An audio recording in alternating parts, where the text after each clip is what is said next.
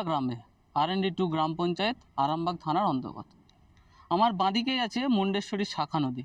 2022 সাল থেকে গোবরা এলাকার এই মেটেপাড়া এই বিস্তীর্ণ অংশ প্রায় 1 কিলোমিটারের মতো ধস নামে, গ্রামের উদ্যোগে সেটা বাগানো হয়।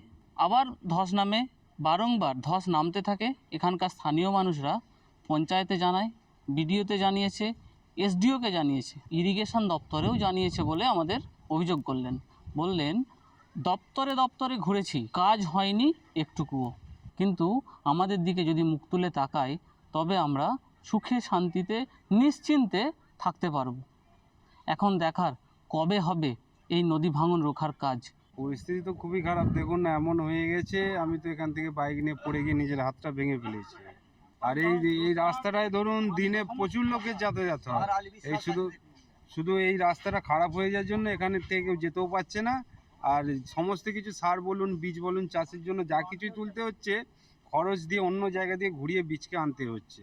অবস্থা খুব খারাপ। পঞ্চায়েতে জানানো হয়েছিল 100টা সিমেন্টের বস্তা দিয়েছে বাঁধার জন্য। এবার মাটি কোত্থেকে পাবে ওরা কিছু জানে না। তারপরে ভিডিও জানানো হয়েছে, SDO জানানো হয়েছে, কোনো কিছুই তারা আসেনি। তারপর বাড়িঘর তো দেখুন সামনে, যদি একবার এখানটা ধস খায় বন্যার সময় আমাদের আর কিছু থাকবে না এখানে। ভয়ঙ্কর বন্যার পর আমরা সমস্তগুলোকে, যে জায়গাগুলো ভেঙেছিল সেই জায়গাগুলোকে সমস্ত এক জায়গায় নিয়ে এসেছি, একটা কলমে নিয়ে এসেছি।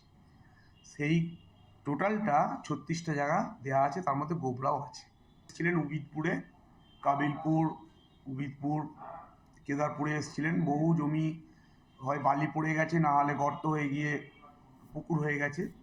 ওই বালিটাকে তুলে নিয়ে এসে চাষযোগ্য জমি করার জন্য জেলা থেকে শুরু করে পঞ্চায়েত সমিতি এরা সব কাজ করছে। আমার শহর আরামবাগ থেকে ক্যামেরায় সুশান্ত দাসের সঙ্গে দীপাঞ্জন রায়, কলকাতা টিভি।